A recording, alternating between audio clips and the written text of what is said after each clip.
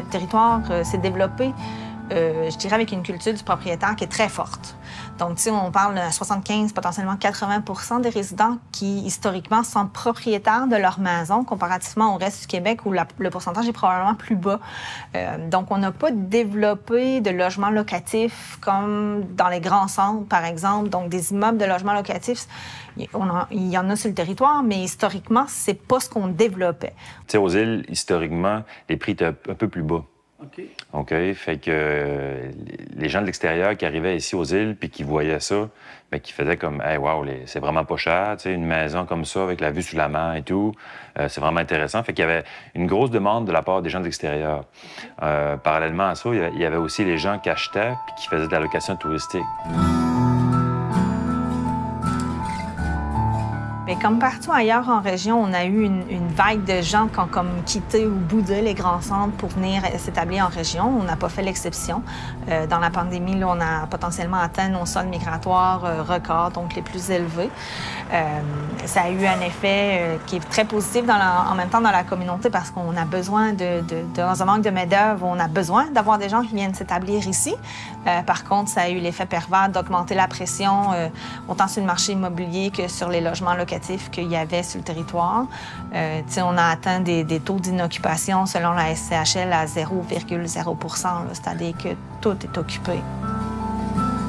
Au lieu d'avoir peut-être une quarantaine d'inscriptions en continu, maintenant on est rendu peut-être à 60, 75 inscriptions qui est sur le marché actuellement en continu. Donc, on voit que les délais de vente sont beaucoup plus longs.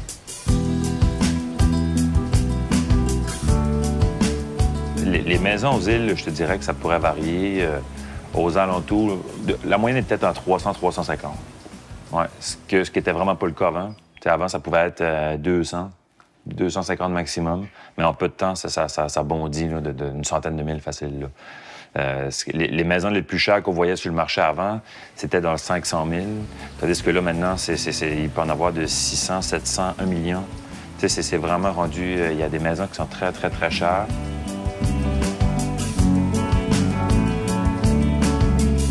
On est obligé de l'avouer, il y a eu une inflation, de la surenchère aussi sur les maisons. Certaines servaient à des résidences secondaires, donc c'est sûr que ça amène une certaine frustration chez les résidents qui souhaiteraient s'établir. Après ça, c'est un peu les règles du marché, je vous dirais.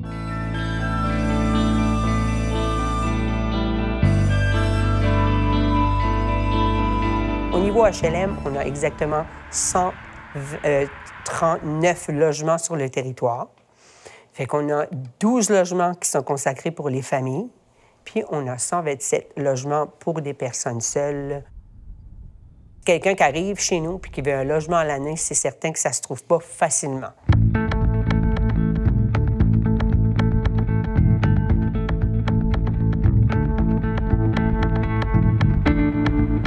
Les raisons de la pénurie passent par l'inversement de la pyramide d'âge chez certains. Donc, on a beaucoup moins de travailleurs qui sont les travailleurs actifs, là, les personnes qui sont dans la catégorie où on travaille.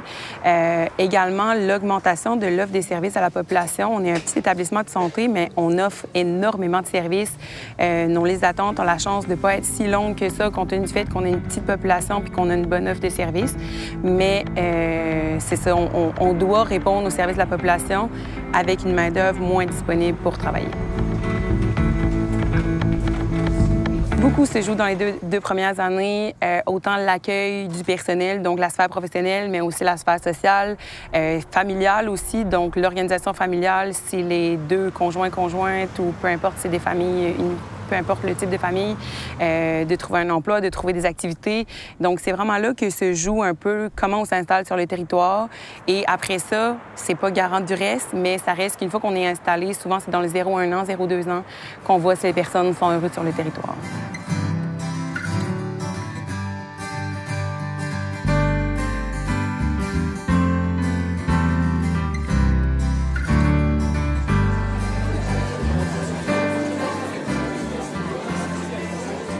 C'est pas facile parce que la majorité de notre temps d'affaires se produit l'été, en saison. C'est une saison, c'est très court. Et en plus, ça se passe majoritairement, début juin jusqu'à fin septembre. Les employés qu'on réussit à trouver, finalement, souvent, c'est une réalité qu'on vit aux Îles-de-la-Madeleine. Les gens, il faut qu'ils fassent leur chômage. Il faut qu'ils fassent des semaines suffisantes pour réussir à avoir la sécurité de l'emploi l'hiver. Donc, ici, c'est le chômage. Parce que, autrement, d'autres périodes de l'année, c'est plus difficile d'avoir de l'emploi pour la majorité des gens qui ont besoin.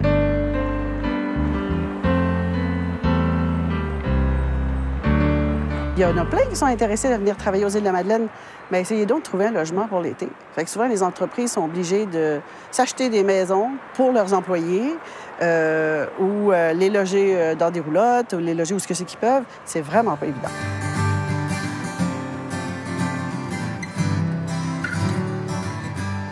Mais cette année, pour simplifier la chose, et aussi à cause de la difficulté à trouver des employés, ça ajoute beaucoup le fait d'avoir une cuisine. Donc, en fermant la cuisine, eh bien, c'est plus facile de trouver juste des employés qui vont travailler le service de bar.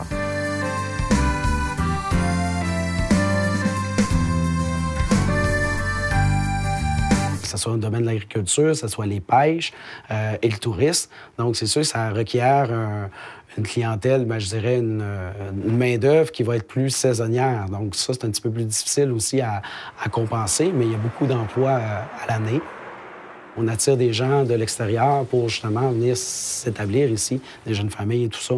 Donc, il n'y a pas seulement la rareté de main-d'œuvre, mais aussi le fait je ne veux pas dire rétention, mais on va dire enracinement, du fait que ça prend des garderies, ça prend des logements. Donc, c'est tout je dirais, cet engrenage-là, cet écosystème-là d'entrepreneurs, d'entreprises qui fait qu'on est face à des défis, des défis à court terme parce qu'on est présentement, justement, oui, en contexte de pénurie de main-d'œuvre. Par contre, il y a des efforts qui se font et ça va avec la collaboration non seulement des organismes, mais aussi des entreprises. De plus en plus, les entreprises se voient justement acheter des bâtiments, les rénover pour faire des logements. De plus en plus de services aussi, que ce soit service de garde, tout ça, ça peut être en milieu de travail.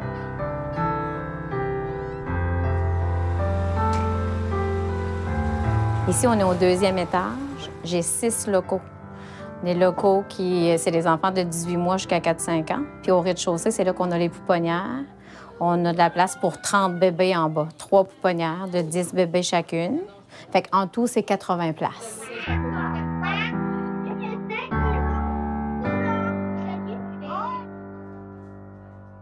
Pourquoi ces locaux-là ne sont pas remplis d'enfants? Bien, la raison, c'est parce qu'on manque d'éducatrices. Il nous manque une bonne douzaine d'éducatrices pour ouvrir à pleine capacité. Fait que sur l'étage, ici, on a seulement 2 locaux qui sont utilisés. Fait qu'on a 2 groupes de 8 enfants. Puis les autres locaux, bien, attendent les éducatrices pour être capables d'ouvrir.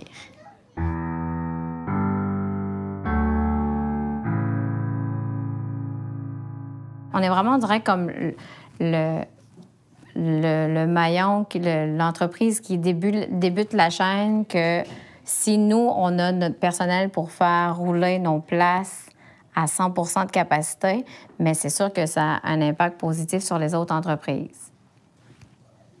Parce que nos parents, c'est des travailleurs d'ici, mais de partout ailleurs. On a aussi des parents qui travaillent ici, que leurs enfants viennent ici, mais sur toutes nos familles, c'est des gens qui se retrouvent dans toutes sortes d'entreprises ou aux Îles-de-la-Madeleine. Moi, ma voix, c'est très important pour moi. Je pense que si quelqu'un enlevait ma gorge, je pourrais pas vivre. Tellement que j'aime chanter.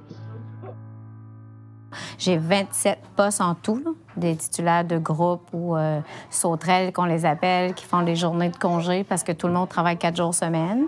Puis j'ai aussi besoin d'éducatrices pour faire les pauses et les fins de journée. Fait que ça, j'ai 27 postes. Puis actuellement, pour combler tout ça, être à 100 de capacité, c'est une douzaine d'éducatrices qui me manquent.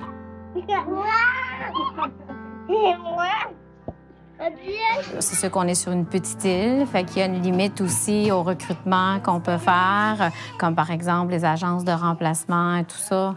Bien, nous, on est aux îles, fait qu'on est 3 CPE maintenant. Puis, bien, on se partage les ressources disponibles. C'est bon, ça? Oh, wow! mais on dit merci. C'est une roue qui tourne, puis on dirait qu'on, comme tous les employeurs, on ne fait pas bande à part. Là. On manque d'employés comme la plupart des entreprises. Mais nous, c'est qu'on a un impact direct sur les autres entreprises. Fait que si la main-d'œuvre venait chez nous en premier, mais ça libère probablement le parent qui est un employé d'une autre entreprise que lui peut aller travailler. Fait que c'est une roue qui tourne. On dirait qu'on est comme le point de départ des familles qui ont des jeunes 0-5 ans pour leur permettre de, eux, aller offrir leurs services dans une autre entreprise qui a un impact direct sur toute l'économie. Bien, il faut que nous, on ait des éducatrices pour leur permettre d'aller travailler.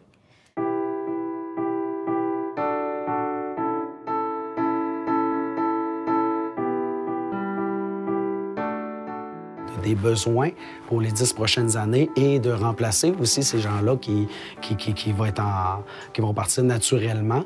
Donc, du fait qu'on a, je dirais, une moyenne d'âge qui est très élevée, justement, au Québec.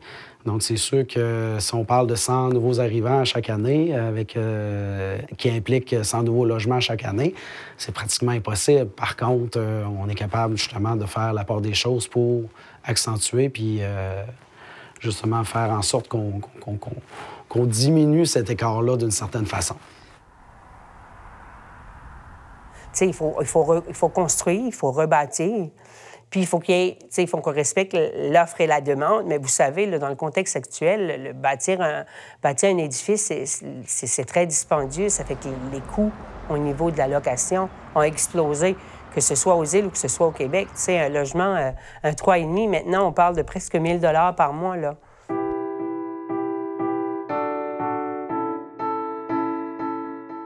C'est facile, je crois, d'accuser la résidence de tourisme de la problématique.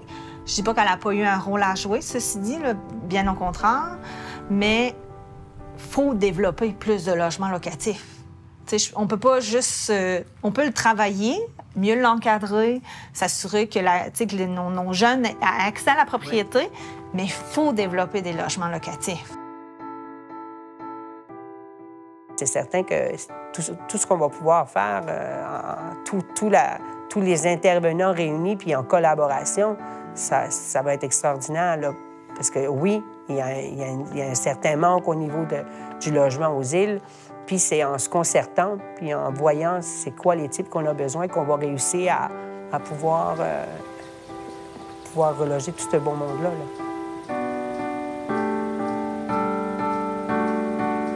C'était un projet qu'on avait clé en main. C'était un projet, il y avait plusieurs entreprises du Québec qui sont parties tous ensemble pour un recrutement massif en Tunisie. Nous, le ministère de la Famille est impliqué, la municipalité, le gouvernement, tout ça. Tous les joueurs se sont mis ensemble. Puis le programme d'éducation en service de garde là-bas est très similaire. Il y avait beaucoup de candidats qui sont déjà formés ou avec quelques ajustements des cours, arrivaient avec leur qualification reconnue par le ministère de service de garde ici. Fait que ça, c'était un gros plus. Puis la langue aussi. Beaucoup parlent très bien français, là. Fait que ça a été la raison pour laquelle c'est là qu'on a fait notre première expérience de recrutement international.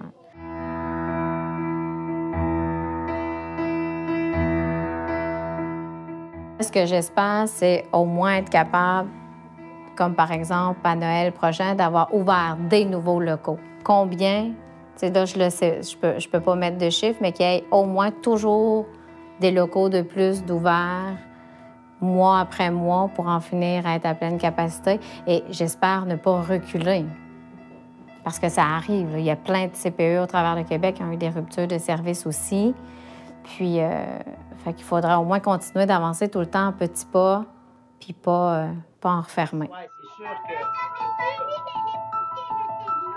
Non? On parle d'attraction, puis de rétention, de main-d'œuvre et tout ça, mais l'idée n'est pas d'avoir 20 000 de population. Parce que je pense pas, je sais pas à quel point on serait capable de l'accueillir, ceci dit, mais c'est d'avoir un noyau critique de population qui permet de maintenir les services. C'est toujours ça, notre enjeu. Parce que quand on descend, si on parle de la population puis qu'on descend à 10 000 ou en bas de 10 000, naturellement, il y a des services qu'on n'est plus capable de maintenir. Là, quand on n'est plus capable de maintenir un service, quand on est obligé de fermer une école, quand l'hôpital n'est pas capable d'assurer la couverture de certains services, bien là, On tombe on tombe dévitalisé, puis c'est pas ça qu'on veut. C'est sûr que si on peut concentrer un peu plus vers Cap-Pomel les services, je pense que ça passe par là. Les gens vont pouvoir... Parce qu'il y a beaucoup de vendeurs qui aimeraient ça vendre leur maison actuellement, mais ils ne peuvent pas vendre parce qu'il n'y a pas de place pour aller rester. Fait que même s'ils ont un beau produit à vendre, puis pas cher, mais ils ne veulent pas quitter leur maison parce qu'ils n'ont pas de logement pour aller. Donc, aussitôt qu'il y aura des nouveaux logements qui vont être créés, ces gens-là vont pouvoir vendre leur maison, ils vont pouvoir aller dans des logements. Puis là, ça va faire peut-être un nouveau cercle qui va tourner. Ça sera peut-être plus abordable aussi. Je ne sais pas où est-ce qu'on s'en va exactement, mais je pense que quand il y aura plus de logements qui vont être faits, je pense que vraiment, ça va créer beaucoup plus d'offres sur le marché pour les gens, la population générale. C'est certain que notre difficulté à nous, c'est que la mobilité interrégion n'est pas aussi possible que les grands centres, que les gens qui sont reliés terrestres. Donc, nous, on va devoir user un peu d'imagination, de voir comment on peut faire pour avoir des travailleurs, parce que, inévitablement, on va devoir avoir des travailleurs temporaires qui vont être sous forme d'employés du réseau de la santé, de Santé Québec. Toutefois, ça va être comment on va articuler le tout pour que nos travailleurs temporaires puissent bouger au travers du Québec, mais pas pour des périodes de 2-3 jours, compte tenu du fait qu'il faut prendre le bateau ou l'avion pour se déplacer. Un énorme défi qu'on est déjà en mode solution, qu'on est déjà en train d'élaborer certains plans pour justement arriver au terme de Santé Québec avec un plan de match intéressant. Bien, moi, je pense que je suis positive. Je pense qu'on est capable, en tant que population, en tant que communauté, de se retrousser les manches puis de trouver des solutions. Puis je pense que chaque petit goutte dans l'océan, comme on dit, permet d'arriver à une solution globale. C'est en construisant un peu du logement social, en construisant un peu du logement privé, les nouvelles ventes qui vont se faire sur le territoire, des gens qui vont s'en aller en maison de retraite ou des choses comme ça, qu'on va y arriver. Ça fait que je pense que c'est une concertation, puis de rester positif, puis aller de l'avant, puis mettre des chantiers en construction dans la mesure du possible.